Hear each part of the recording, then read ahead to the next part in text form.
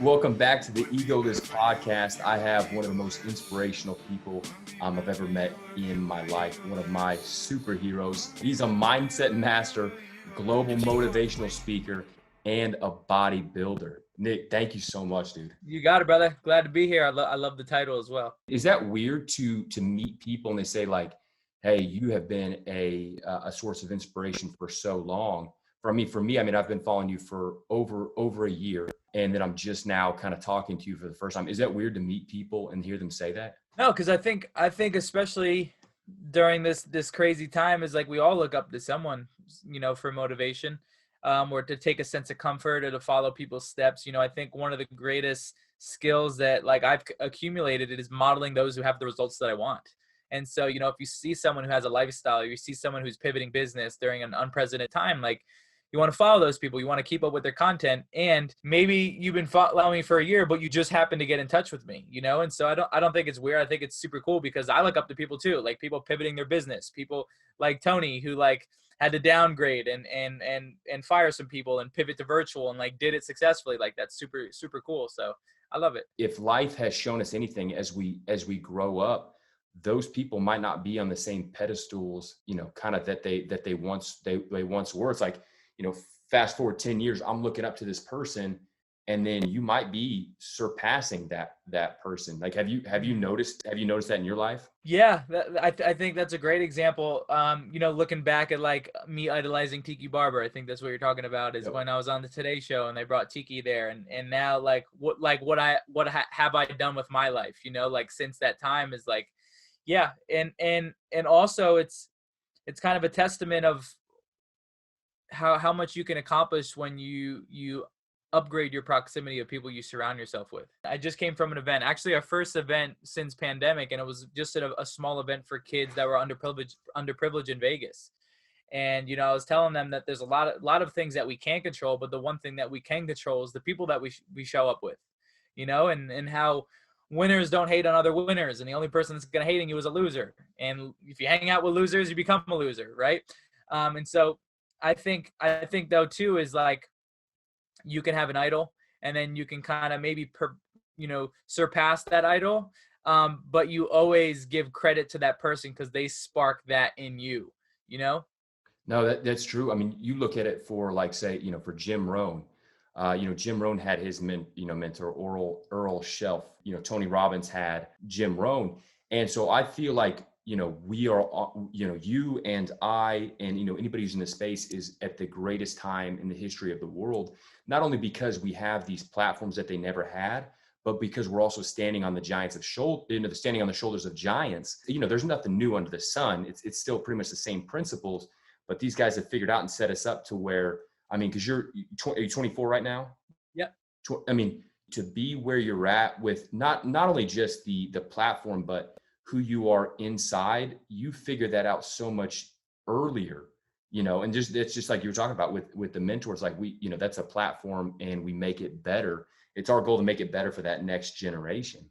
Yeah, that's exactly why, like we could even get into Timmy, it's exactly why we were drawn together is because, I had stumbled across this young kid from Africa that was, just spitting gold or just creating content every single day. And he reached out to me, was a super fan. And I'm like, dude, I love what you do. And I saw me and him, and I'm like, dude, if like, I'm gonna keep commenting on the kid's video. I'm a comment, I'm gonna like it, I'm gonna share it. I'm gonna throw him on my Instagram live. Like I'm gonna do anything because like, that's going to instill certainty. That's going to instill belief in him. That's going to instill proof of concept that he's rolling with some big dogs. And now Timmy's connected like everyone. He's like sliding in everyone's DMs, man. Like super connected. And basically who we're talking about for the viewers is our friend. I call him Timmy. I don't really know how to pronounce his whole name. But he's from Africa, and he's literally like a 13, 14-year-old motivational speaker. And he gets up at 4 a.m. or 5 a.m. every single morning.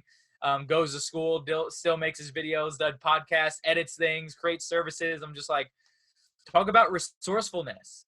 Talk about years old. Yeah, at 14, 14 yeah. And like getting up at 4 a.m. Like what a habit. Like there's characteristics in him that I don't have, and he's 14, and so like how me and you got introduced is he was like, yo, I got this buddy. He hooked me up with some podcast stuff, and I was like, dude, if that guy sent you some things because he loved what you do and he wants to see your content better, like that's a friend of mine then too, because like I invested in you. We invested in him in different ways, and I respected the fact that you sent him some things, and I was like, yeah, dude, I will definitely be on his podcast because that's the type of people that I roll with. I was on his podcast, and I was like watching him, and it took probably like half the podcast was him messing with his equipment. Like a bad mic and all that stuff. I I'm like, remember man, when I was on it. Yeah. Yeah, I was like, dude, okay, we gotta solve this problem. And it's just amazing that's how we got connected. I believe that everything in life comes from giving. So people if they follow you, they know your story. But would you give me just a brief intro? Because I don't want to cover the things that everybody knows about. I want to get something that's like deep inside you, where you want to go and all that stuff. But if you just give me a quick like synopsis of your story, if that's even possible. Yeah, for sure. So I'm 24 years old. In 1996, my mom went in for a late ultrasound, and basically something was wrong with the baby, as in me. And that thing was that my limbs weren't being developed. My legs were missing. My arm was missing. They thought I had cleft palate. And basically, they classified me with hand-heart syndrome. And hand-heart syndrome either leaves the babies with undeveloped limbs or undeveloped organs. And so at the time of my birth in 1996, I was the 12th baby in medical history that they've ever seen this happen to. And out of the 12, 8 of them have passed away. So they gave me about a 30% chance to live. I was born. They did tests on my organs. My organs came back 100% healthy. And the only thing that was affected were my limbs. And so from that, I was the baby of the family. I had 3 other siblings. And so my parents treated me, my biggest advantage was my parents treated me absolutely normal. At an early age was like, listen, you're born with no legs, 1 arm. This ain't going to change. And so everything in this world, you got to figure out how to do on your own. Because the world's not going to adapt and confine for you, which was massive, right? They had two choices. They could have babied me and coddled me and handicapped me, or threw me into the jungle with the rest of the humans. And so that's how my parents raised me, from, putting clothes in front of me and telling me to figure it out, to my food, which, at an early age, I developed 2 important skills. The first one was I became solution oriented at a very early age, which instead of focusing on the problem, I then focused on the solution. And the second thing that was my biggest advantage was I had a very great relationship with failure. Failure is a friend to me. It's not a foe. I'm used to failure. I'm used to falling on my face and getting back up. And that really sculpted me, because I run towards uncertainty. I run towards challenge. I run towards problems because I know I'm going to grow from it. My whole life I was growing because everything was hard, putting my shirt on, feeding myself, trying to get on the couch. And so if there's, just to touch on there, if there's any 2 skills or muscles that you'd like to exercise, the first one is focus on the solution. Try to bring forth solutions. People get paid a lot of money to bring forth solutions. That's right. And the second thing is like evaluate your relationship with failure. Because when I say failure, do you immediately think negative, or do you think a catapult? Do you think pivot? Do you think a way to grow, right? And so those were the 2 important things. And then I'm giving you a brief overview, and then we'll dive into wherever you want to go. From there, got into middle school and high school. Middle school and high school was a tough time. Boyfriends and girlfriends, didn't receive the love that I felt.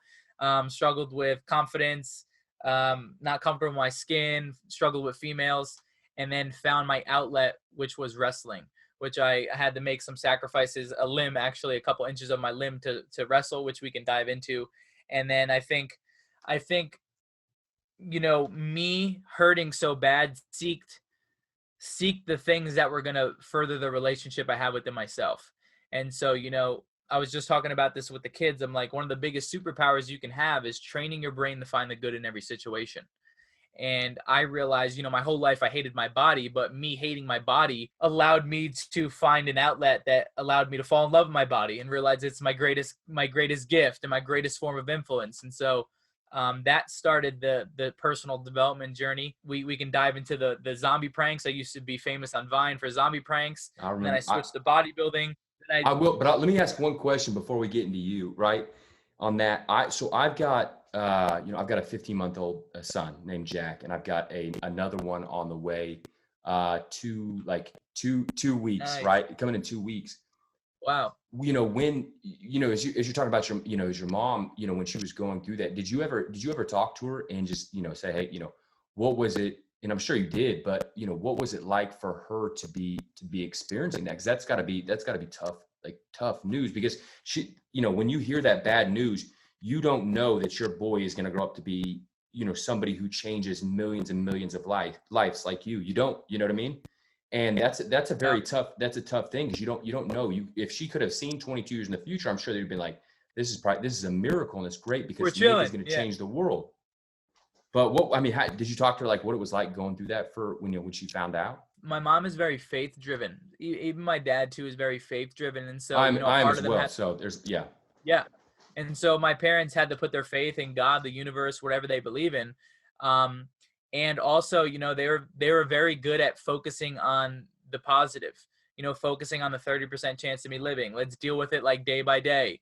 But even, I interviewed my parents, and, even during pregnancy, it was tough for my mom, maybe, asking herself, why me? Like trying to reach out to God and saying, like, why are you giving me this challenge, or why are you giving this baby boy that's not healthy? Like, what is trying to find the meaning in it? Everybody's trying to find the meaning in it, right? Yep. And my mom always said that, like, by me being born, she finally realized that was like God's greatest gift to her, because she had to wear a heart on her sleeve. Like, she had to wear her belief on her sleeve, and really just like, this was a true testament of, I put my faith into this and look what happened, kind of thing. And so, but also I think too, like, when I was born, once they realized that all my organs were 100% healthy, my parents already parented 3 kids. And so from a parent standpoint, they're like, oh, I got Yep. the split test 3 times. Like, this is a little bit easier. And we know some certain things. And so they didn't treat me any different. And my dad said it too. He's like, Nick, I knew if I would have put stepping stools everywhere and little loops on the doors, that when you got into the real world, you would have been shocked, because it wasn't like that. And so Yeah. we didn't want to make our home environment super easy, because it's not easy. Because there's a difference between surviving and thriving, right? You can survive in your, environment, and that's, making things hard. That's what you had to do. But when it came to thriving, to like the, to the Nick that we all, know and look up to today, when did that happen, to where you made the conscious decision not to just be okay in your environment, but to thrive? It's a great question. I think it was the moment I felt contribution. The moment I felt that I impacted someone, and I didn't even set the intent. And that moment was, I came off the mat after a wrestling match, and I got my butt kicked, and this lady came up to me crying, and I'm like, what's going on? And she's like, I want to thank you. And I was like, for what? Like, I got my butt kicked. Like, I don't know what I'm trying to dig myself out of a hole. And she's like, my daughter's over there on the sideline, and she never wanted to do a sport. She never wanted to do an extracurricular activity. But seeing her out there, she asked me to try all these things. You did something to her. I want to thank you. And, I always ask people, I'm like, how many times have you done an act of kindness for someone else and felt really amazing about it? And it's because humans want to serve something greater than themselves. And that was a light bulb that went off in my head of, like, I was on the mat for myself and just, living my life to my fullest, at least I thought. And I helped someone passively. I was like, not only do I like this feeling, but how many people can I help if I set intent on it? Because I really like this, and it gave me confidence, and it gave me belief in myself. And it showed me, like, maybe my body's not so bad afterwards. And that's really where the vine came in. I think wrestling instilled enough confidence for me to go out on the internet. And from there, I knew what it felt like to be an unconfident, depressed, suicidal teenager. And I was like, I think making people laugh is a superpower. I still use it in live stages. I'll come out dancing. I'll come out cracking jokes, because when people laugh, they feel comfortable, and they're able to listen to you with an open mind. And so I'm like, how can I make people laugh but inspire them at the same time? And my idea was to dress up as a legless zombie and scare people in Walmart, which was showing people, like, wow, like, regardless of what hand life has dealt you with, like, we got to work with what we got. I want to show people you got to work with what you got. And what a gift. I didn't realize I was going to experience so much joy and fulfillment by making pranks and making people laugh. And so, I gained so much fame my senior year, like 1 million followers in under a year. I scared, like, Norman Reedus in Tokyo, Japan. And I was just, Nick's confidence level was, like, growing. Like, I was the man. Right. Man. And then I came into a bottleneck of realizing that didn't really fulfill me anymore. And people were correlating me as a joke, which is understandable. I was a prankster, you're supposed to correlate me as a joke. but I wanted to do something bigger and better. And that's when I analyzed the fitness industry. And I said, well, I always wanted to be in shape. I don't see any guy with no legs and one arm bodybuilding. If I do it, they're going to catch on. And also, people can't underplay me, meaning they can't say, well, Nick, it's easy for you to become a bodybuilder. You have no legs and one arm, right? Yeah. Said no one ever. So like, it was the one thing in my life that people couldn't underplay me if I was successful at it, right? Because like, even now, like, there's still people that look at me and they're like, oh, of course he's famous. Like, people feel bad for him. And I'm just like, with that mentality, you're not going to get anywhere in life, you know? No, you know? yeah, because I mean, you could have took the singing route. I mean, I watched you, dude. You got an incredible voice. You know, I watched you rock that. You know, Use Somebody by Yeah, Kings of Leon. the Kings of Leon. Yeah, Use Somebody, and I was like, dang. But I mean, that makes sense now of like why you. Because I'm like, okay, I'm looking. You know, because I believe that the way you do anything is the way that you do everything. And if you operate in excellence and you do things, it doesn't matter if you're making teddy bears or you're creating missiles. Like if you're that spirit that's inside you is going to come out in there.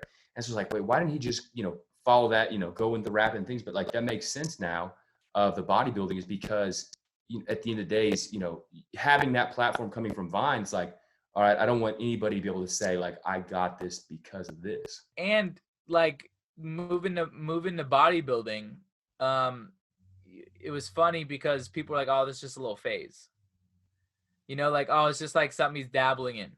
And it's been funny because it's a constant theme. Like every time I announce doing something different, people are like, oh, it's probably just like he's just dabbling. And then I take it like way extreme. Now, is that like part of your personality? Like, because I know for me, it's like I would rather if you got 3 versions of a car, you got like a base model, sport model, and a luxury model. I don't want that car unless I can have the luxury model. So I'm going to drive a beater until I can have the luxury model. Like I go all the way or nothing. Is that how you are? Yeah, I'm all in on it. If I'm truly passionate about it. And so like the fitness stuff, like I didn't expect to fall in love with it the way I did. Not only from the mental aspect, but like, dude, I got obsessed with posing. I was following people that were really good at posing their bodies, and now they're my friends. Really weird. That's what led me into bodybuilding. But yeah, just like really, really appreciating the craft and like diving into like, it's just like cars too. Like people are like, oh, he's just another rich dude that built the car and know nothing about cars. I'm like, no, I dove into cars because like I learned by just fully immersing myself into cars. And so like, I'm very honest. I'm like, I don't know what this is, but I'm learning about this. These are the things that I'm going to dive into. Like right now, like this isn't the prettiest background, but I literally put a music studio in his closet in my house because like it's my next passion project. And so like I'm all like I'm always all in. That's a big closet too. That's bigger. That's bigger than a studio apartment.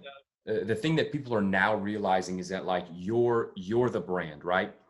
And I mean, Joe Rogan did this perfectly with Spotify, commanded $100 million deal just on, I'm not saying just on podcasts, he brings a lot of value. But, he didn't have to take anybody's crap and say, hey, here's what I'm going to do. Being that brand is you can experience true success because, to me, true success is to do whatever I want, whenever I want, for as long as I want, to where, if you want to be a car guy, you can go be a car guy. If you want to drop a #1 hit album on, out there, you can do whatever you want. So, and I know, so I looked, at kind of the things that you're doing, but what's the, what it is that you're really pushing after? Because I know, like, I've got like little side projects, things that I'll put a little attention to, but I've got other things that like, these are my goals. What is your big things right now that you're pushing after? Yeah, great question. So right now, for the past 3.5 years, I've been a road warrior speaking. So, traveling 80-90% of the year, and I didn't have any back end. I didn't have any products. I wasn't capturing emails. I wasn't capturing data for 3.5 years traveling the world. Just because that's the business that I'm in. So like, I look at it like, wait, what? Yeah, you exactly. Be capturing everybody text in right now. Yeah. Opt in, swipe up. And so, for the past 3.5 years, just road warring, relying on speaking engagements had an abundance. This year was going to be like the biggest year, and then everything got shut down. I moved to Vegas in February to be in more proximity. Wait, we're at in Vegas. Henderson. That's where I was born. Nice. Yeah, I was born in Henderson. So that's crazy. Okay, keep going. I mean, interrupt you. Yeah. So I moved here, and I had about 1 month of Vegas thriving, and then it was shut down. And it's been a great gift for us because, we had to move and we had to pivot fast, but we had to like say, where are the holes in the boat? And the holes in the boat were the back end. There's no scale in a speaking company if I don't have any products off the back end to, further the connection with my reoccurring people, revenue. right? Yeah, exactly. And so, this is, dude, literally, like, I got .com secrets right here. Like, this is what we're diving into. Russell Brunson, ClickFunnels, Yep. all that stuff. But basically, the big goal now is basically finalizing our back end, our digital side of things. I run a victory challenge, which we got a lot of traction off of. Yeah, I'll be on it on Monday. It's Monday. It starts Monday, right? Yeah, Monday. Yep. Yeah. I'm on it. Nice. Yeah. And so basically coaching people, like basically just really dialing in all of our weaknesses. And so now, like, what's a victorious life? It's someone who masters their body, their mind, their relationships, and their wealth. Those are the buckets of a victorious life. And so the victory challenge, it's like a 5-day free challenge. And there's like upsells in there if they want to take the upsells, which are great. They cover ad costs, like learning about all that stuff. And then at the end of the victory challenge, I will push people to my victorious inner circle, my mastermind, my weekly mastermind. From there, I also have something called Junior Victorious. It's anyone from 10 to 18 where they sign up, and every single week I send out a mini video lesson for the whole entire year. And they have the ability to upgrade to group coaching every Thursday. I have group coaching. I coach kids on Zoom. And so basically finalizing the back end, the digital, the products, the masterminds, the retreats, all that. And so when the live event space comes back, then I'm thriving on both areas. And then once everything's systemized with digital and we have all of our systems, like my main push would be music. Because I've realized that, one, I've always wanted to be a rapper and a singer my whole life. And it's not like me to like, push a dream aside and not pursue it. You've seen that through my work. Yep. And so, I'm now, like, my producer lives in the house with me, and I have a studio in my Vegas house, and he has a studio in his room. And I got like four songs ready to be released.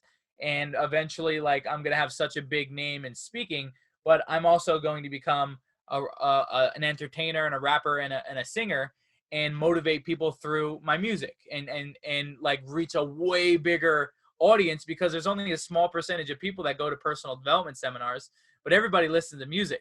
That's right. And say a kid's at my show and he listens to my music, and he's like, oh, Nick's got a book.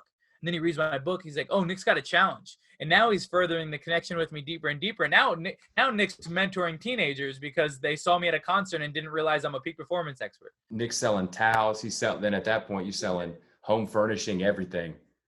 No, and that's so huge, because one of the people that I looked up to now, and is actually, I connected with, and is actually on our platform, is who Billy Allsbrooks is on YouTube? No, not so he does, look him up. Billy Allsbrooks. He does motivational, like rap. And it's not like rap. It's more so of like, I'm trying to, maybe we'll call it like SPAC, like poetry. Speaking rap. Yeah, poetry. But it's just like, that's the stuff that motivates me every single day. And, it's like, it's crazy to look at some of these people and like, they're literally a part of every single one of my days. But then I talk to other people, not him, but, other people in general who are in the same field, and they have trouble monetizing. And to me, it's like, because we all have our gifts. Like, to me, monetizing something like that's simple. Like, I can look at, something. One of my gifts is innovation. Like, I can innovate, put things together, and, and we're going to go after something. So it is crazy to see, because you really do have to have those back end things going on to keep building. To keep building that. You look at the Millennial Towers out there in California. Do you know the story about Millennial Towers? No. It's $1 billion building. It's the most gorgeous building ever. What happened is, one of the tenants, these are like, two bedroom unit there is like $2-3 million. Like, this is high end. A guy accidentally dropped a marble one day after they had moved in. The marble, it should have just stayed flat, but it ended up rolling all the way to the edge of the room. And so, and it wasn't level. And he's like, what in the world? So they go down to the base and they look, and the foundation is starting to sink. And on $1 billion building, the most gorgeous building that's ever built. Wow. And it's because they built on sand. If they would have dug down like 700 more feet, they would have hit bedrock.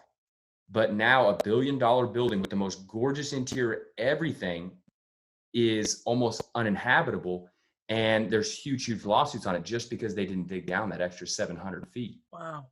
To get it right. And it's like that, for me in my life, it's like, I don't want to go fast, but you still got to make sure that those, back end things are, taken care of. So my next question is that I want to be respectful of your time. For me, my issue is that with you, there's so much, it's almost like a mind map, like when you circle something and then you can do all these, like, almost looks like octopus tentacles off. There's like so many directions that we can go, but I pick up certain things. One of the videos that I'm listening to, you say, that life is a simulation. And, I believe that.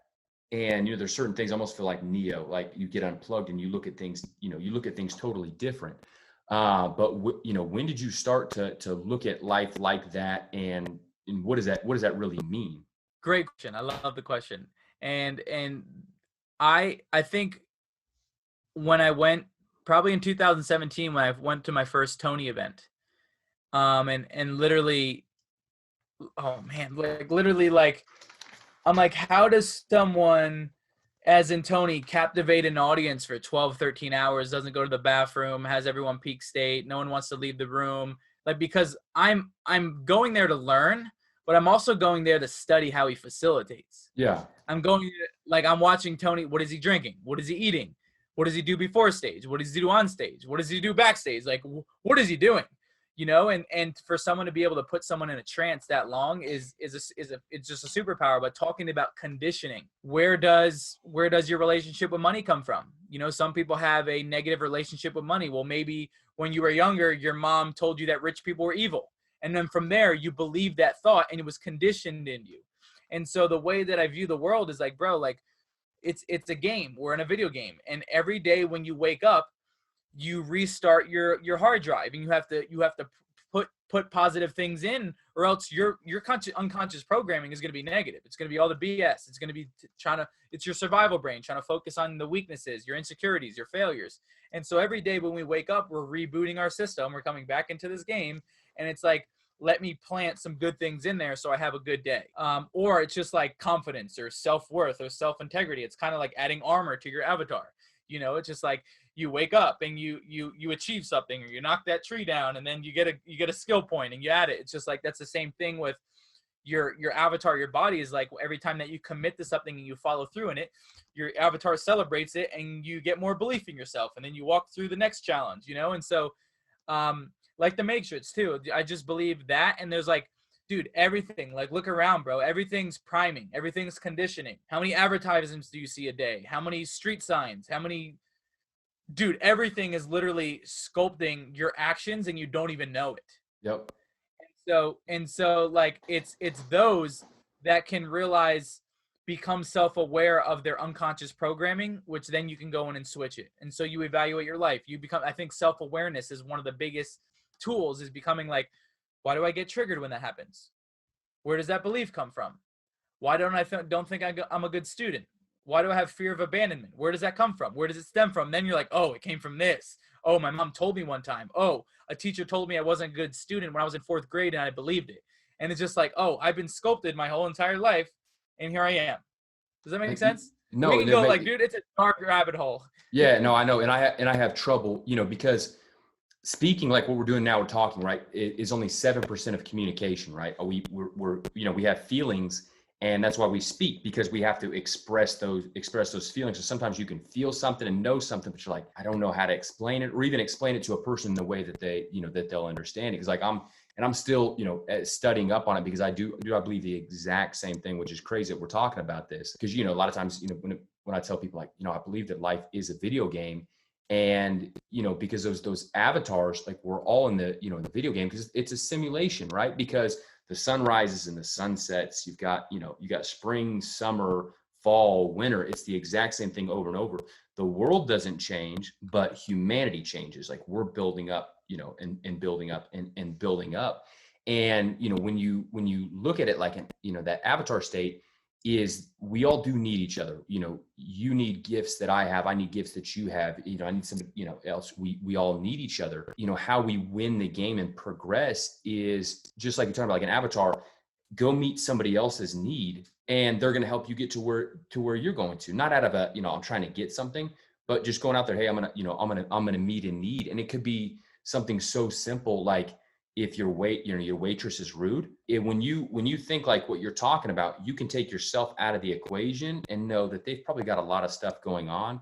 When somebody has road rage is rude to you, a lot of times that's just an outlet for them. It has nothing to do with you. But if you can like smile and make their day and make them feel good, it's much better. So I mean, that's a whole, I mean, we could have like 5-6 podcasts just on that subject alone. My next question then, based off that, if that is life, right? And the point of life is, hey, we make things better for the next generation, because we have more responsibility than people did back 20 years ago, because we have more knowledge.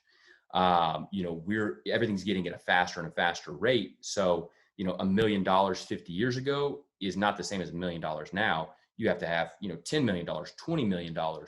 So so say we make the world a better place, then what's the point of life? So we build up, we do it, we inspire people and change lives, but what's the point? Yeah, I think the point of life is really finding out who you are, what your unique strengths are, and how you can just impact while you're here. How you can help while you're here. Do your part while you're here. And that's why a lot of people don't have happiness or fulfillment, because they lack purpose. And so it's really like identifying your purpose. Like, what do I want to do on this earth? It's just like, bro, like the conditioning of school. Like you sit down, you're told not to talk unless you put your hand up. Yep. And then you're spoke to when your hand goes up, and then you're programmed when that bell rings. What do? You get up and you go to the next one and you sit down. They train you to be a line worker. And then they tell you like the only way is college and you got to get a degree. They told me I needed a communication major to become a public speaker. They said you need a communication major and don't get any tattoos. Did it anyway, tatted right? Splattered. Because yeah, exactly. And so what I'm trying to say is like, you're probably the main purpose of life is like, while you're here, how can you become more happy, fulfilled, further the relationship you have within yourself, and give back to others? Because there was a study shown that they did a test with your saliva, and when you do an act of kindness for yourself, that dopamine hits for like 24 hours. When you do an act of kindness for someone else, that dopamine hit lasts for like 72 hours. And so like humans are literally designed to serve others, or to help, like you said, meet other people's needs. And so it's like finding like, what are my unique strengths? What are my unique abilities? How can I help people? How can I serve? And if I help enough people, what is the quote? I think it was Jim Rohn. If you help enough, or Zig Ziglar, I'm not sure which one it was. It's like, you help enough people get what they want, you'll have everything that you want. Oh no, that's 100% true. 100%. And we, looking at like, oh no, life can't be a software program.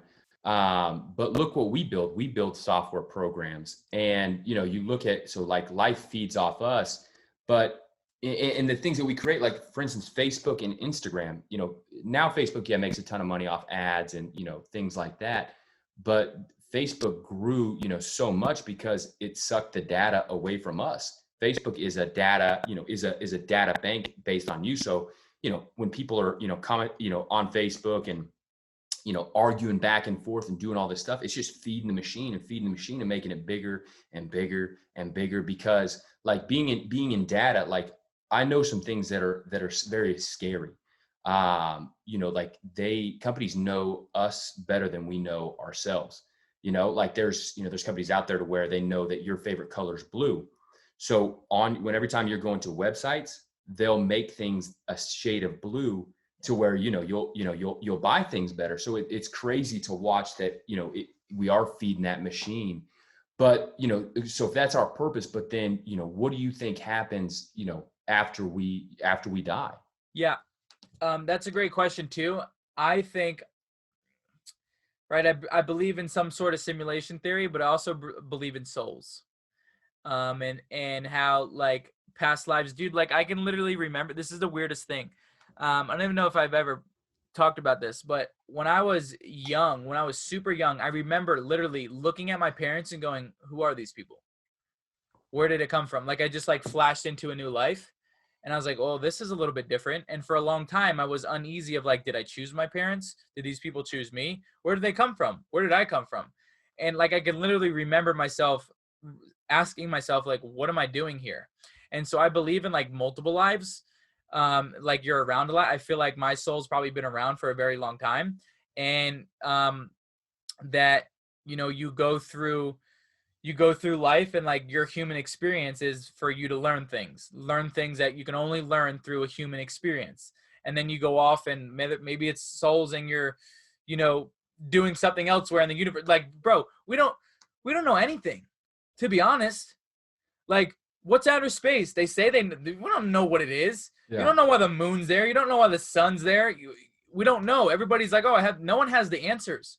No one knows anything. When you really think about it, we live next to water where we don't even know 80%, 90% of what's down there. Yep. And so you're trying to tell me, like, when people are like, oh, there's no such thing as aliens or anything, I'm like, dude, yeah, you're thinking so close-minded. No, exactly. You know, like it's so like, dude, sometimes I can't look up at the sky because it freaks me out. Like, it overwhelms me. It'll take my breath away. I'm like, oh my God, I'm so small. This doesn't make sense. What's going on? You know, like literally I get really weirded out. And so, but I think that like when we pass, our souls go somewhere. And whether that, I don't know where it's a round table. I don't know if it's a party. I don't know what it is, but then they pick a soul and they're like, you're going to go in this and you're going to learn some human experience lessons. And then you're going to bring that back and you're going to go teach someone in a different lifetime. And it's like, even people listening right now, like, have you ever met someone and there was like just familiarity? Like, you're like, I kind of like somebody else that reminds you of, yeah. Yeah. No, I agree. And if anything, you know, that we look at is that how we, you know, what we do on a small portion affects the large portion. So I know that what we do with our lives here, how much we help, you know, humanity and things, that's going to determine what our next life is like. I mean, whether people are religious or not, like, you know, one of the things that I look at with you is, you know, you're a testament to humanity because, you know, you came in with, you know, you're born with this disease and you changed the world without all of the limbs and things that, you know, most people have. You know, it's one of those things that you're doing so much more. I mean, even just being at 24 right now, like that's just the beginning. People, I bet you get a lot of people asking like, oh, well, what are you doing this and this? Like, whatever I do, it's going to be impactful, and just watch and do. So I'm great. I'm just grateful to know you. Yeah, I appreciate that, bro. I'm just grateful to be here. And like I said, like when I go, I just want people to be able to look at that guy and be like, dude, he gave everything. You know, he gave his heart, he gave everything. Like, he always tried to serve people. He always was the nicest guy. Because I don't care how big you are, bro, people forget about you. Like, you know, and so it's like, just make your time last. And like, while you're alive with people right now, you know, like, make an impact, because like one day there's going to be a day where I pass and there's going to be a last time someone speaks to me and I'm never spoke of again. Right. Everyone's going to happen. It's just like, even take Kobe behind you. It's like, you haven't heard much about Kobe, King you know, Kobe.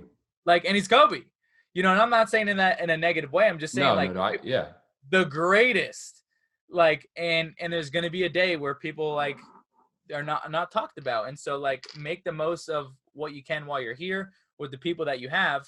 And I think that's also like maybe the irony, but the beauty in life is like the unknown. And that's what makes life so precious, because you don't know what happens. No, so T Boone Pickens, because I'm with you on the, on Kobe. T Boone Pickens was a multi-billionaire, and he just died, I think last year or the year before. And you got parks with his name on it, all these things donated, and changed a lot of lives. And he said one of the poems that really spoke to him the most was, he said, if you want to know what it's going to be like when you die, fill a bucket up with water and reach in the bucket and grab as much water as you can with your hand, and then, pull it out and wait a second and look back at the bucket. And just like how it doesn't look like much has changed, is going to be the same thing too when we die. And like, that's a tough subject. I mean, that's a tough thing to think about, but that's really what, I got to send you one of the EgoLess hats, by the way. EgoLess is all about. It's like, all right, taking ourselves out of it to where it's like, okay, that's the way that it's going to be. How can I be, impactful? Yeah. And how can I enjoy? How can I enjoy? How can I enjoy my time here?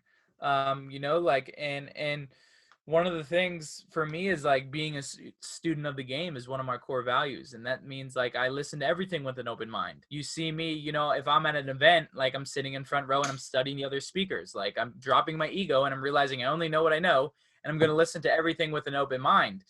Your ego, the know-it-all syndrome, is one of the biggest wealth traps for a human being, is the know-it-all syndrome. And so, listening to everything with an open mind and realizing you only know what you know, is a very powerful thing, because then you drop your ego and it doesn't get in the way, and you can just listen to everything, and take it if you like it, take it if you don't like it, don't take it. But I'm always trying to learn. I'm always trying to further my knowledge in whatever I'm working on. I'll end with this one question, just because I know it's gone deep, and that's usually how these podcasts go.